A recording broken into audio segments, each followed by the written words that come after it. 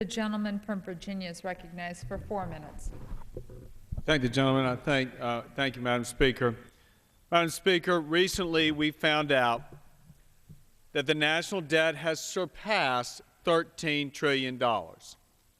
That means that each American owes approximately $42,000. I align myself with the remarks of the gentleman from Texas in applauding the gentleman from Colorado and Massachusetts in bringing this bill to the floor that actually does save taxpayer dollars for the American people. I also want to recognize the leadership of Ms. Capito from West Virginia, whose bill this originally was. Here's an idea, Madam Speaker.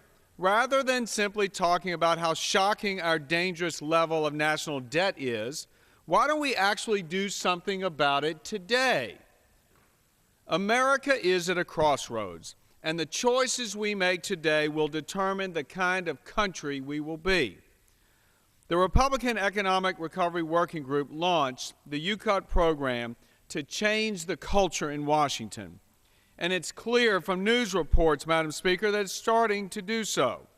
We saw the White House just last week ask each government agency to cut 5% from their budgets.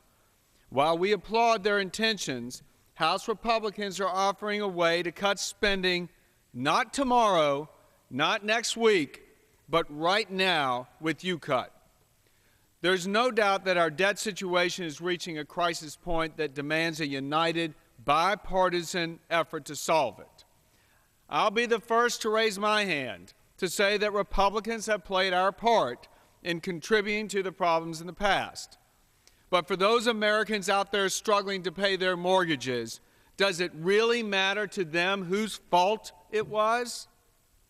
I come to the floor today, Madam Speaker, to urge my Democratic colleagues to join us in supporting this week's winning UCUT proposal to reform Fannie Mae and Freddie Mac, which received 45% of the vote on UCUT.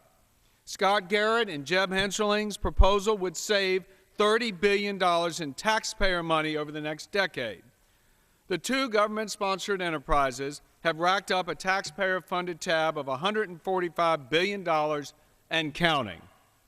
According to the Congressional Budget Office, if we don't reform Fannie and Freddie, that price tag will only rise. There's no doubt that reforming Fannie and Freddie will be a challenging task.